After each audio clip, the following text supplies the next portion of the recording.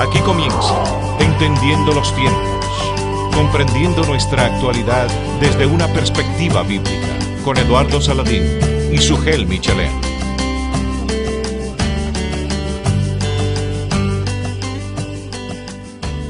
Bienvenidos a su programa Entendiendo los Tiempos, entendiendo la actualidad desde una perspectiva bíblica. Gracias por estar con nosotros. Hoy tenemos a Sugel de nuevo aquí en el programa de nuevo. Sugel, bienvenido. Gracias. Estamos muy contentos de que el Señor se haya apiadado de nosotros con Chantal y haya desviado la tormenta. Gracias al Señor, habíamos orado y esa tormenta que decían que se iba a convertir en un ciclón. No, y que iba a pasar exactamente por el medio del Distrito Nacional de la capital. Y no pasó, se desvió hacia el sur. Eso no nos permitió realizar el programa del miércoles porque por la cantidad de lluvias hubo problemas técnicos con la antena y por eso estamos grabando el programa hoy para que nuestros oyentes y aquellos que nos ven a través del internet puedan seguir viendo el programa Entendiendo los Tiempos. Y hoy tenemos un tema vital, que es el tema de la ética. Es imposible hablar de relaciones humanas donde la ética no esté involucrada. O sea que yo espero que muchas personas puedan ver el programa a pesar de que va a ser en un cambio de no un cambio de horario, porque se va a ver el viernes como siempre. El viernes a las 5 de la tarde. Pero no pudimos hacerlo como siempre lo hacemos el miércoles. Pero fueron causa de fuerza mayor, Sugel, ahí no podíamos hacer nada. En la providencia de Dios. Sugel, la ética, los atributos de una palabra olvidada. ¿Qué tú tienes que decir a eso? Una palabra olvidada, ¿y por qué? Porque todo el mundo tiene un código ético por el cual se rige. Sí, supuestamente, ¿verdad? Todo el mundo habla de la ética. El otro día... perdóname, Sugel, supuestamente no, cada quien lo tiene. Lo que tenemos que definir es si es correcto o incorrecto. ¿Tú me entiendes? Pero la gente es incoherente. El otro día estaba viendo un programa de televisión y estaban hablando de algo que es evidentemente pecaminoso por la palabra de Dios. Y estas personas estaban apoyando eso, que la palabra de Dios condena como algo inmoral. Sin embargo, al rato, una de las personas que estaba conduciendo el programa, hablando de otra cosa, decía, pero eso no es ético. Y yo decía, ajá, entonces no es ético esto, pero no importa aquello otro. O sea, la gente es incoherente en el patrón ético que tiene y en la forma en que aplica sus propios patrones morales, sí, porque, que ellos aceptan como porque tienen un patrón relativista. Cada quien lo aplica a su conveniencia. Por ejemplo, un ejecutivo que está dirigiendo una empresa y los accionistas le han delegado en él la responsabilidad de manejar esa empresa, las finanzas. Él se llena sus bolsillos con dinero extra de la empresa y él dice que está bien porque él hace un esfuerzo muy grande y el sueldo que le pagan no es justo, entonces él se justifica así. Todo el mundo se justifica en su pecado. Eso es real. Ahora, Eduardo, antes de llegar a casos concretos, ¿qué significa la palabra ética? Porque tal vez algunas personas pueden estar diciendo, bueno, yo uso la palabra ética, todo el mundo presupone que sabe lo que significa, pero ¿qué significa en realidad la palabra ética? De la manera más sencilla es el estudio de lo que es correcto y de lo que es incorrecto. Ahora, lo que pasa, Sugel, es que lo que es correcto para mí o para ti, para mí, o sea, si lo que es correcto para ti, para mí puede ser incorrecto, porque cada cabeza es un mundo, como siempre decimos, y entonces en una sociedad postmoderna con tanto relativismo, cada quien tiene su propio código de ética. ¿De cuál código entonces nos vamos a llevar? Si quitamos a Dios de en medio y quitamos la palabra de Dios de en medio, no, cada cual va a tener que tener su propio manual. Eso es como jugar basquetbol y cada parte del equipo, cada integrante del equipo tiene sus propias reglas de juego. O sea, tú puedes pisar la línea de outside y no es outside, porque para mí no lo es. Puede correr con la pelota. Puede correr con la pelota sin picarla y no es running, como, ¿verdad? Sí. Usando el lenguaje basquetbolista. Corrió, como dicen, sí, en español. O sea que a la larga no se va a poder jugar basquetbol, porque cada cual tiene sus propias normas de juego, y eso es exactamente lo que está pasando en la sociedad. El otro día hablando con mis hijos, les decía que la sociedad humana se parece mucho a los mitos griegos. O sea, los griegos tenían dioses. Estaba Zeus, estaba Marte, estaba Afrodita, un montón de dioses. El problema es que cada uno de esos dioses son muy antojadizos y quieren hacer su propia voluntad. O sea, los dioses griegos no tenían normas éticas, pero eran dioses. Y eso es exactamente lo que pasa con el hombre. Cada hombre se ha constituido en un dios en sí mismo. Y los líos que se armaban entre los dioses griegos es muy parecido, no es más que un reflejo de lo que ellos veían que pasaba en la sociedad.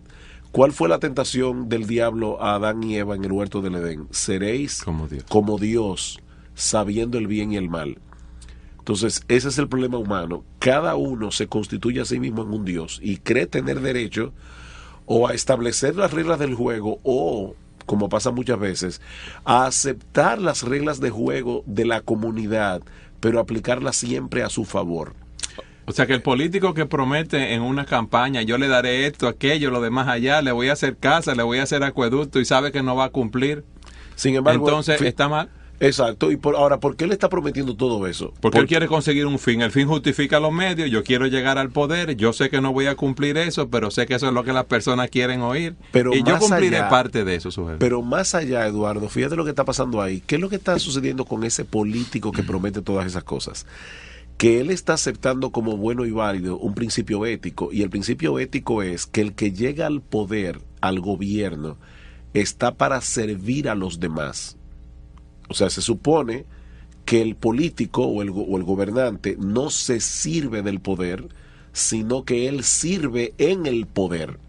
Imagínate un político que diga, señores, yo vine aquí, yo quiero ser gobernante porque mi familia está pasando mucho trabajo y yo quiero poder robar sin tener ningún problema y que nadie me pueda frenar porque yo soy la autoridad. Nadie lo elegiría. Sí. Pero él acepta la norma ética, él la acepta de que el político no debe ir a hacer eso al gobierno, sino que debe servir a los demás. Y al prometer todo eso, en un acto de hipocresía, si él no lo piensa hacer, porque hay políticos que son serios. Yo no puedo poner a todos los políticos en el mismo saco, ¿verdad? Pero si ese político sabe de antemano que él no va a poder cumplir todo eso y lo está prometiendo, él está diciendo con sus promesas, yo acepto que esa norma ética es correcta. Ahora, en su corazón él dice, pero yo no pienso cumplirla.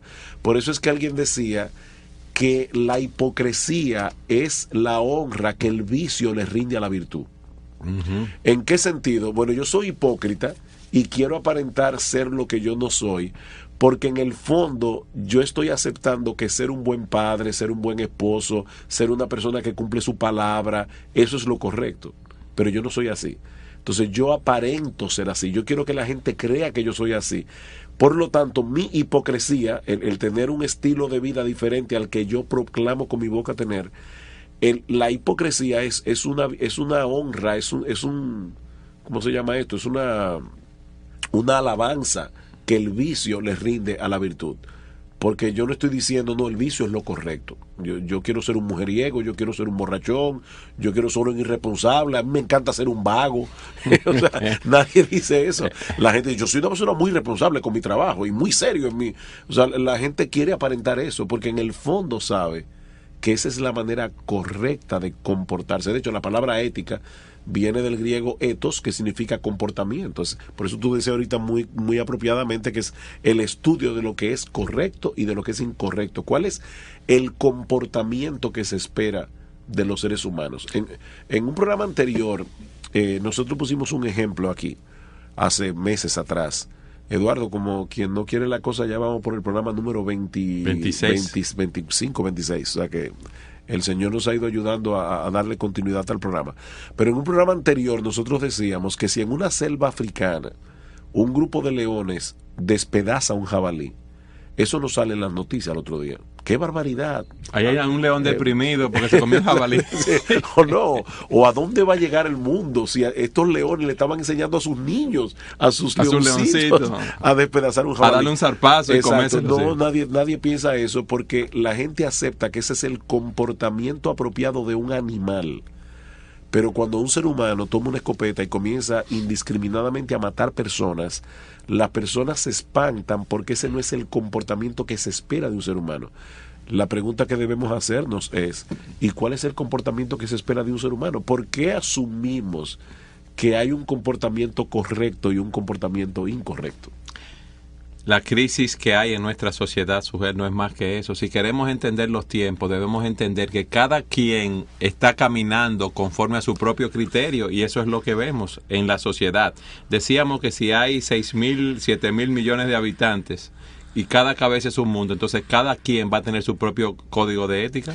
C.S. Lewis, el autor de las Crónicas de Narnia, pone un ejemplo que es muy gráfico. Imagínate una flota de barcos que están tratando de llegar a un puerto específico, pero resulta que los barcos deciden cada cual seguir por su propia ruta. ¿Qué va a suceder? Van a comenzar a chocar unos con otros. Colisiones. O vamos a suponer que no, que todos deciden que van a seguir una ruta X para no chocar uno con otro, pero resulta que el timón de algunos barcos se daña. Como quiera, aunque ellos tengan una ruta trazada, no la van a poder seguir porque el timón está dañado. Yo le añadiría eso. Y si la ruta que trazan está llena de arrecifes y esas cosas, ¿qué va a pasar? No, que van a encallar. De todas maneras. No van a llegar como quiera. Entonces, vamos a aplicar eso a la vida. ¿Qué es lo que está pasando con el hombre? Primero, el hombre quiere seguir su propia ruta y por eso encalla muchas veces. Pero aun cuando deciden seguir la ruta correcta, porque a veces el hombre por la gracia común de Dios tiene valores apropiados y que son correctos, cuando el hombre decide seguir la ruta correcta, como quiera tiene el timón dañado, porque el hombre es pecador. Y eso hace que constantemente nuestros barcos están chocando unos con otros. Por eso la sociedad está como está.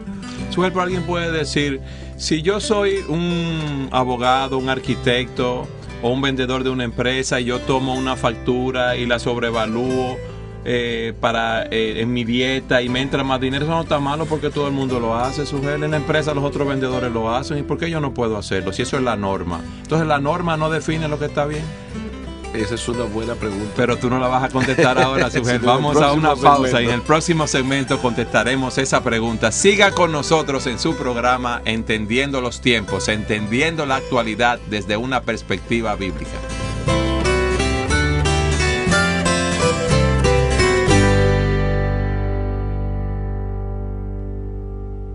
Queremos saludar a aquellos que nos están sintonizando ahora o que nos están viendo a través del internet. Hoy estamos tratando el tema la ética, los atributos ¿de qué, sujeto? De una palabra olvidada. ¿Y por qué es una palabra olvidada la ética? Refréscale a los que nos están oyendo ahora, ¿por qué? Bueno, hemos estado hablando que aunque todo el mundo acepta que la ética es importante y todo el mundo trata de presentarse a sí mismo como un ser ético que se comporta de una manera correcta, lo cierto es que vivimos en un mundo de pecadores donde las personas tratan de buscar su propio beneficio y muchas veces echan la ética a un lado cuando no les conviene. Yo quiero que veamos ahora, Sujel, para poder definir lo que es la ética en realidad, cómo determinar lo bueno y lo malo. Las presiones que ahora nosotros tenemos, por ejemplo, hay una ética cultural, hay un relativismo cultural que no es más que la regla de la mayoría. Decíamos en el segmento anterior, un vendedor en una empresa o un profesional que pasa una cuenta a un cliente o le pasa su cuenta de gastos, lo puede abultar y dice, no, pero eso no importa, que yo ponga dinero de más en la dieta como que lo gasté, aunque no lo haya gastado. ¿Por qué? Porque los demás lo hacen. Entonces la norma moral en este caso la determina lo que hace la mayoría. Ok, el problema ahí es el siguiente. El mayor problema es que al final de cuentas la ética la decide Dios. O sea, no importa que todo el mundo apruebe el matrimonio homosexual, Dios siempre lo verá como un pecado, o el aborto, y por lo tanto las personas que hacen eso están pecando contra Dios. Ahora vamos a ver esto desde un punto de vista sociológico, humano. Lo que esa persona no se está dando cuenta es que cuando tú implementas un relativismo ético, a la larga tú también vas a terminar siendo afectado. Imagínate a un judío pensando así, un judío que vivió en la época de Alemania en la Segunda Guerra Mundial, que antes de la llegada de Hitler decía, no, pero no importa que yo abulte un poco los precios de los diamantes, que los judíos manejaban muchos diamantes en esa época, porque todo el mundo lo hace. Pero resulta que en Alemania todo el mundo se alió con Hitler, o sea, se alineó, no todo el mundo en el sentido de que cada ser humano, cada alemán de esa época, pero las personas que tenían el poder, la mayoría decidieron alinearse con Hitler en la política de exterminio nazi. Si nosotros aceptamos el relativismo ético, entonces no podemos decir que lo que Hitler hizo en Alemania durante la Segunda Guerra Mundial fue incorrecto.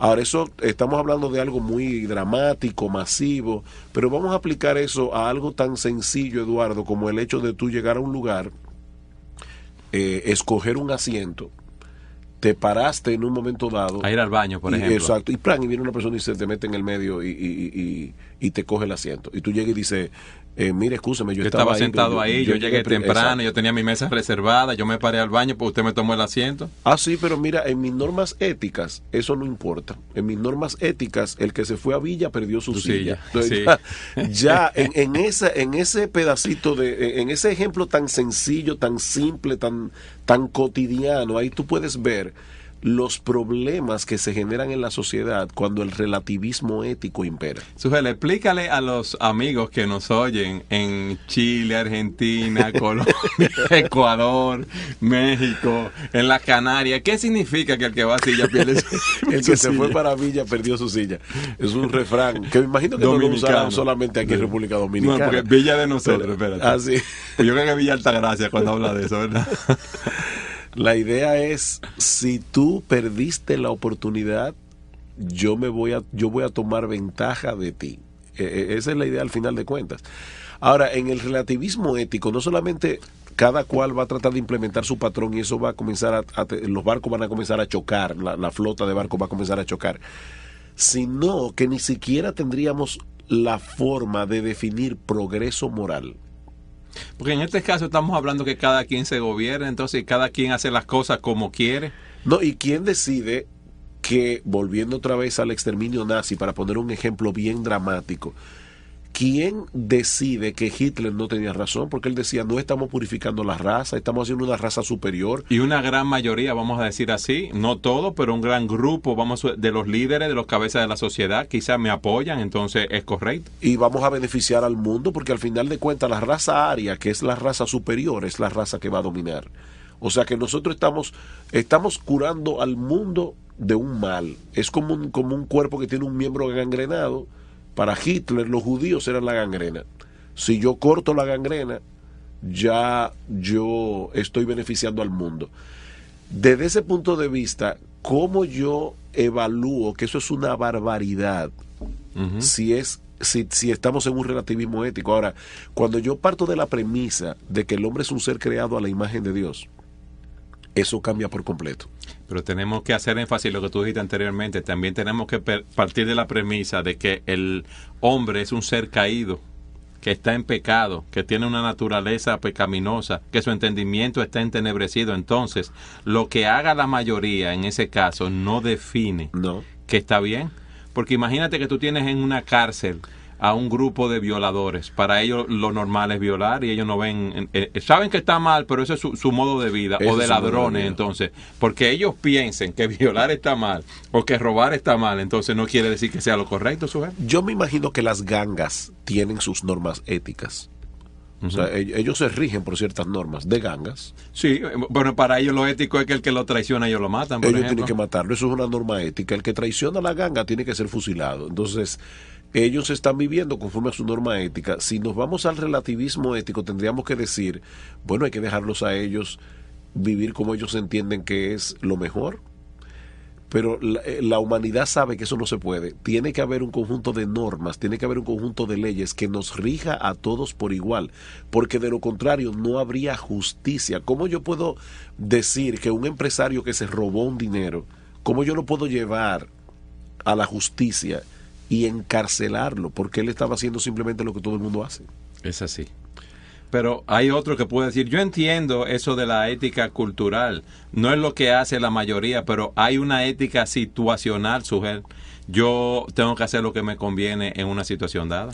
Esa ética se puso muy de moda en la década de los 40. Hubo un profesor en un seminario episcopal llamado Joseph Fletcher, que él fue el autor de este libro que se llamó precisamente en inglés, sería el título en español, Ética Situacional o Ética de Situación.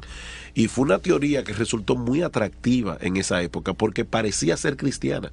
La ética de situación parece ser cristiana. Lo que decía Fletcher es que lo que la ética cristiana impone es simplemente el deber del amor. Por eso es que suena tan atractivo. O sea, yo tengo que hacer lo que el amor me mueva a hacer. Si yo actúo por el amor, nunca me voy a equivocar. Ahora, ¿cómo yo defino el amor? En ese caso, como buscar el bien de otro o buscar el bien mío en una situación para no verme en un problema. Esa es la situación. Ese es el problema de la ética situacional, que la ética situacional asume que no existen reglas morales y principios que prescriban lo que está bien y lo que está mal, sino que en una situación puede haber algo en lo que mentir sea lo correcto.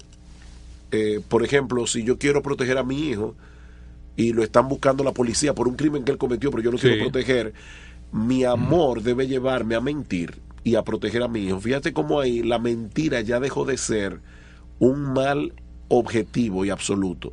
Depende de la situación. Imagínate un empresario que no quiere pagar un dinero y le dice a otro, mira que yo no he recibido el cheque del cliente tal con el cual yo te voy a pagar. Pero entonces vamos a llevar eso a un extremo, Sugel. Si hay algo que a mí me conviene en una situación y un padre tiene un hijo que nace discapacitado, entonces ellos pueden decir, bueno, porque no conviene este niño porque en la sociedad, porque puede ser una carga, entonces vamos a salir de él. Vamos a matar a todos los niños que nazcan con problemas, entonces. O vamos a poner una persona que diga, no, pues yo tengo que amar a mi hijo, pero como yo soy político y yo puedo valerme del gobierno, yo voy a implementar en mi esfera de trabajo corrupción gubernamental para hacerme de dinero para yo poder cuidar a mi hijo. Porque yo lo estoy haciendo por amor, no es por enriquecerme a mí mismo. Pero vamos a definir entonces lo que es el amor. El amor busca el bien de la persona amada. El amor cumple los mandamientos de Dios, porque dice la Escritura, si me amáis, guardad mis mandamientos. No dice si me amáis, sírvete de lo que tú tienes a tu alrededor para tu propio provecho. Pero, Sugel, tenemos que ir a un receso, al próximo segmento. Siga con nosotros en su programa Entendiendo los Tiempos.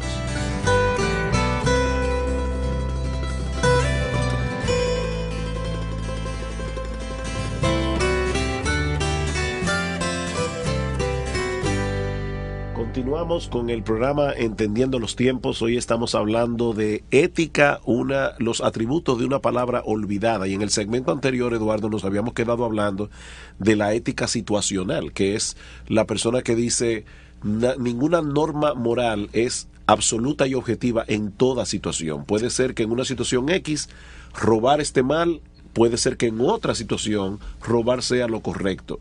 O en otra situación mentir exactamente sea lo correcto. Porque el amor, según la ética situacional, es lo que debe regirnos en cada situación. Pero el amor vimos que es buscar el bien de la persona amada. Y dice la Escritura, el que me ama, mis mandamientos guardará. O el que me ama, guarda mis mandamientos. Entonces, hacer las cosas conforme a lo que me conviene en un momento dado, no es conforme a los principios de la palabra de Dios. Ronald Nash, que era un filósofo cristiano que murió hace poco, él decía: el amor requiere de más especificaciones de principios o reglas que sugieran la forma apropiada en que el amor deba ser manifestado. Eso es básicamente lo que le está diciendo. Debido a que los seres humanos son criaturas caídas, cuyos juicios sobre asuntos morales importantes pueden ser afectados por debilidades morales, el amor necesita la guía de la verdad moral divinamente revelada. O sea, en otras palabras, es Dios el que debe llenar de significado la palabra amor. Por ejemplo, el novio le dice a la novia, no están casados, si tú me amas, tú deberías permitirme tener relaciones sexuales contigo. Y muchas muchachas, para por mostrarle eso, sí, su amor al novio, fornican con ellos. Sin embargo, ese acto de fornicación no es un acto de amor. De egoísmo, Sugel, porque Totalmente. él quiere satisfacer su propio deseo. Y muchas veces, y lo hemos visto en el trabajo pastoral, después de esa muestra de amor o varias muestras de amor de esa joven por ese joven, él la abandona. Bueno, la Biblia, ya consiguió lo que quería, la una Biblia satisfacción personal. La Biblia tiene un caso dramático con Amnón, el hijo de David, que violó a su hermana Tamar, su media hermana Tamar. Y dice la Biblia al principio que él la amaba, pero era que estaba enamorado de ella, estaba infatuado. Una pasión. Sin embargo, dice que después que tuvo relaciones sexuales con ella y la violó, dice que la aborreció con un aborrecimiento mayor que el supuesto amor con que la había amado. Entonces, el deseo personal, entonces, no es lo correcto. La Biblia nos enseña claramente que la ley moral son los ojos del amor. O sea, es verdad que yo debo amar. San Agustín de Hipona decía, ama y haz lo que quieras. Pero él no creía en la ética situacional, porque él estaba definiendo el amor a la luz de lo que dice la palabra de Dios. Suel, pero alguien te puede decir, yo tengo mi propia ley moral. Cuando tú hablas de ley moral, ¿qué tú estás diciendo? Yo estoy diciendo que el Dios que creó el universo y que creó a la raza humana también creó las reglas de juego. Y amar significa cumplir esas reglas de juego de Dios en mis tratos unos con otros. ¿Qué quiere decir eso? Que si yo amo a mi esposa, yo voy a cumplir con ella la segunda tabla de la ley. O sea, yo no le voy a mentir, yo no la voy a engañar, yo no voy a ser un adúltero, yo no voy a codiciar otra mujer que no sea la mía, no voy a envidiar. O sea, es cumplir la ley moral de Dios, la revelada en la Biblia, que está condensada y resumida en los 10 mandamientos. Pero hay un error que a veces las personas cometen, y es el hecho de creer que los 10 mandamientos tienen todo lo que la Biblia enseña acerca de moral. Los 10 mandamientos son un resumen de la ley moral de Dios, pero la Biblia también está llena de principios morales, los cuales podemos seguir, claro. Exacto. ¿Cuál es la diferencia entre una regla moral y un principio moral? Que una regla moral es muy específica, no robarás. Un principio moral es algo mucho más amplio y mucho más universal. Por ejemplo, no pondrás bozal al buey que trilla, decía en la ley del Antiguo Testamento. Esa era una regla, pero detrás de esa regla había un principio moral de que el patrón debe proteger y debe cuidar a aquellos que trabajan bajo su cuidado y para su beneficio. Imagínate que ese principio moral humanitario fuera implementado por todos los ejecutivos de una empresa, que trataran de proteger con reglas justas, con buenos seguros médicos a los empleados que tienen delante. Si un patrón tiene en su mente ese principio moral, ético, universal, de tratar bien a aquel que te beneficia con su trabajo, yo creo que muchas empresas trabajarían de una manera muy diferente a como lo hacen ahora. Porque lo que pasa en muchos lugares es que los patrones explotan al trabajador. O sea, se benefician del trabajador. Y lamentablemente, Eduardo, muchos cristianos, o sea, empresarios cristianos, patrones cristianos, no entienden que están violando un principio ético. En República Dominicana, yo no sé cómo es en otros países latinoamericanos, pero en República Dominicana muchas familias tienen personas que trabajan en el servicio doméstico. Y Eduardo, muchas veces esas mujeres no tienen hora de trabajo. Así es, un horario. No tienen hora de trabajo. Si a las 10 de la noche se le ocurre al patrón que quiere que le hagan una cena porque vinieron unos invitados, ellos no piensan que esa persona está trabajando horas extras. O sea, hay un principio ético que no se está aplicando, y lo triste de todo esto es que muchas veces los cristianos no sabemos conectar los puntos. O sea, decimos creer en la palabra de Dios, decimos creer en los principios morales de la palabra de Dios, pero a la hora de actuar, actuamos como actuaría cualquier otra persona. Es como el individuo que dice en la iglesia, un santo. Ahora en la calle, él sale a negociar con un cuchillo entre los dientes. Y eso no debe ser. No debería ser. Suel, hay personas que dicen, bueno, tú sabes que mi comportamiento viene dado porque en mi familia somos así. Entonces yo aprendí en mi familia que yo tengo que sacar ventaja de esto, en mi familia se miente con facilidad. Entonces es una ética del comportamiento, un conductismo. O yo vivo en tal tipo de sector, o estoy afiliado, vamos a decir como tú dices, a una ganga, ¿verdad? A una banda de ese. Mi comportamiento viene dado por el medio en el cual yo me desenvuelvo. Otra vez ahí se usa droga y sí, no hay problema. Ahí hay relaciones sexuales en promiscuidad, ahí no hay que casarse, ahí hay un estilo de vida. Entonces mi ética viene dado por lo que me define ese grupo o por lo que yo aprendí en mi familia. ¿Es genético o es por el medio ambiente? No, ni es genético ni es por el medio ambiente. Es como si uno fuera materia sin espíritu y uno Exacto. tiene que hacer lo que hace todo el mundo. Hay Yo un no pasaje... poseo la habilidad de escoger entre lo bueno y lo malo. Eso me lo condiciona el medio. Por ejemplo, si en un país todos los políticos, si fuera así, ¿verdad? Que eso no es así en nuestro país, porque tú lo dijiste, hay políticos, ¿verdad? Que tienen sus principios morales y sus valores éticos. Pero si todos los políticos roban, yo tengo que robar. Entonces, vamos a hablar de eso, Sober. Vamos a verlo primero desde el punto de vista de este pasaje en Primera de Pedro. Pedro dice, Primera de Pedro 1:18, que hemos sido rescatados de la vana manera de vivir que heredamos de nuestros padres, no con cosas corruptibles como oro o plata, sino con la sangre preciosa de Cristo. Fíjate, ahí Pedro ya está definiendo algo. Hay una vana manera de vivir. Hay una forma de vivir que es incorrecta para el chino, para el dominicano, para el norteamericano, porque la palabra de Dios se escribió para todos. Es una vana manera de vivir.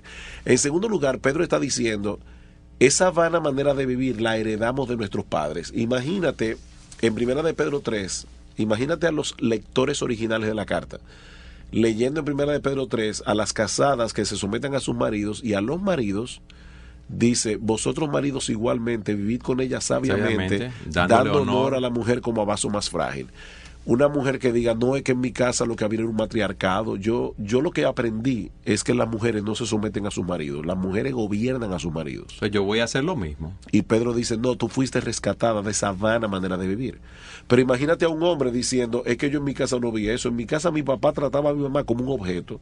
De hecho, en el mundo greco-romano, las mujeres eran un objeto, tanto así, Eduardo, que los hombres prestaban a las mujeres, como se presta un martillo, un alicate. Para que otros tuvieran relaciones con ellos. Sí, si querían hacer un favor o obtener un favor de alguien importante, le podían prestar a su esposa. Bueno, aquí tú sabes que por conveniencia en muchos países muchos utilizan a sus mujeres en ese sentido también. Sí, quizás no la prestan sexualmente, pero... No, muchos lo hacen hasta para tener conveniencia en negocios o obtener ciertas ventajas. O la llevan a vestirse de una manera inmodesta para volver loco al empresario del que quiere sacarle ventaja. Entonces, imagínate un hombre que se crió en ese ambiente y Pedro le dice, ahora yo te pido como cristiano que tú trates a la mujer como a vaso más frágil y como a coheredera de la gracia de la vida.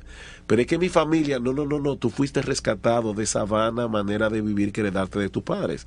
Entonces, esto no es genético, esto no es cultural, esto es divino. Dios, otra vez, fue el que implantó las reglas de juego. Y por lo tanto, nuestras normas éticas deben seguir las reglas de juego de Dios, no las del hombre. Seguir las reglas del juego de Dios y no la del hombre. Entonces, esa es la crisis que vemos en nuestra sociedad, que cada quien está jugando en la cancha conforme a su juego de reglas. Porque el hombre cree que él es Dios. O sea, es lo que decíamos al principio. Nosotros somos como el Olimpo, donde los dioses griegos se mataban unos a otros y tenían todo el poder. Pero eran seres muy antojadizos, eran seres situacionales, en situaciones diferentes. Zeus actuaba de una manera. De hecho, nosotros tenemos un ejemplo muy claro ahí en la guerra de Troya. Uno todavía dice, se armó la de Troya. Sí. Es que se armó un lío grandísimo. ¿Qué pasó con la guerra de Troya? Precisamente que un grupo de diosas se pusieron, a una diosa no le invitaron a una fiesta. Y ella, para vengarse, envió una manzana al Olimpo. Mira cómo pensaban los dioses griegos. Le manda una manzana. ¿Cómo pensaban los griegos que pensaban los dioses? Que pensaban los dioses, exacto. Le dicen a París, que era un muchacho muy apuesto y valiente, le dice, dale esa manzana a la diosa más hermosa. Y entonces comenzaron las diosas a pelear entre sí, Afrodita a ofrecerle cosas a París, hasta que finalmente una de ellas le dijo, mira, yo te voy a ofrecer la mujer más hermosa del mundo, que es Helena. Y Helena estaba casada y París se la cogió, se la raptó y Helena se enamoró de él. Eso armó una guerra entre dos naciones que murieron muchísima gente, según la leyenda, ¿verdad?, de Troya. Pero fíjate la concepción que los griegos tenían de cómo eran sus dioses. Sin era una ética, proyección de ellos mismos. Sin moralidad, lo que impera la ley de la selva. Exactamente, y eso que ellos veían en el Olimpo es lo que está pasando en nuestra sociedad. Era lo que ellos veían en la sociedad. El hombre es un ser que está dañado por causa del pecado y precisamente por eso es que la obra de Cristo en la cruz tiene consecuencias éticas, porque lo que hace Cristo no es simplemente darnos un pasaje gratis para ir al cielo. Lo que hace Cristo es transformar nuestra vida para que nosotros podamos ahora, no en una manera perfecta, Eduardo, pero sí genuina, comenzar a vivir conforme a las reglas de juego de Dios. Entonces vamos a recapitular hasta aquí, Sujel. Vamos a hacer una síntesis. La ética, una palabra olvidada. La gente no sabe el significado, no sabe los atributos de esa palabra. Hay un relativismo cultural con el cual el hombre está viviendo. Hay una ética situacional también. Yo actúo conforme a lo que me conviene en el momento. Hay una ética hedonista. Sí, Lo buscando que me da mi placer, propio placer es me lo da que yo placer, hago. exacto. Hay una ética que dice, la persona que dice, no, yo soy así o yo me comporto, yo soy así genéticamente porque eso fue lo que yo heredé de mis padres y culpo a mis padres, a mi genética de la situación, o yo me muevo como se mueve el grupo.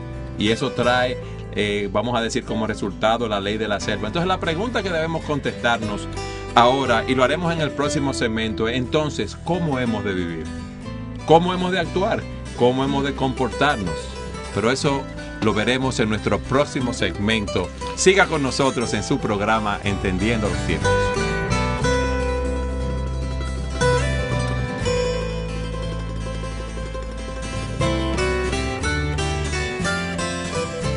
Queremos saludar nuevamente a aquellos oyentes y que nos ven por el internet en Sudamérica, en Chile, en Colombia, en Argentina, en la Patagonia, en Argentina, en México, en Estados Unidos, en las Canarias. Gracias por estar con nosotros en su programa Entendiendo los Tiempos. Sujel, tú me decías en el receso, en el intermedio, que tú querías abundar algo más acerca de la ética hedonista, cómo las personas están viviendo para sí en este mundo, en esta época. Una de las frases favoritas en el día de hoy es sigue tu corazón. O sea, si tu corazón se mueve hacia cierto lugar y eso es lo que te hace feliz, tú tienes que aprender a ser feliz. Yo de hecho conozco personas que han ido, homosexuales por ejemplo, que han ido a buscar ayuda psiquiátrica y el psiquiatra le dice, es que tú tienes que aprender a reconciliarte contigo mismo. Aceptarte como tú eres. Aceptarte como tú eres. Sé un homosexual feliz. ¿Por qué entonces ese homosexual va donde el psiquiatra? ¿Qué le dice que está haciendo algo malo, que tiene que ir donde el psiquiatra? Bueno, alguien dirá, bueno, es la presión social o cultural. Y nosotros diríamos la conciencia. La conciencia. ¿Y qué le dice su conciencia, Sober? La conciencia es un dispositivo moral que Dios ha puesto en todo ser humano, que puede dañarse en algunos aspectos y estar mal ajustado, vamos a decir así. Puede cauterizarse, exacto, vamos a decirlo. pero todo el mundo tiene una conciencia y esa conciencia tiene el problema de que no tiene un vocabulario muy amplio. Solo dice bueno o malo. Bueno o malo. La conciencia te acusa o te defiende, dice Pablo en Romanos capítulo 2. Eso es todo lo que hace la conciencia. Y tú quisieras decirle a la conciencia, justificarte, pero ella te va a decir, oye, ¿me lo hiciste bien o lo hiciste mal? Entonces, en ese sentido, probablemente ese homosexual se ha sentido golpeado por su conciencia, se ha sentido acusado por su conciencia, pero el psiquiatra le dice, no, trata de ser feliz. Entonces resulta que el mayor bien es la felicidad humana. Ahora, fíjate algo interesante. Dios hizo al hombre para ser feliz y todo lo que el hombre hace lo hace para ser feliz. Pero no siguiendo el propio camino del hombre, con una conciencia corrupta, un hombre caído. Cuando tú haces de la felicidad el patrón que decide tu norma ética, o sea, lo que está bien es lo que me hace más feliz, tú te vas a ver pronto en una situación dada donde tu propia norma ética te va a llevar a la infelicidad. Yo te voy a dar un ejemplo muy simple, que de hecho es interesante porque los griegos que hablaron mucho de este tipo de filosofía llegaron a la conclusión de que la filosofía hedonista termina destruyendo al hombre.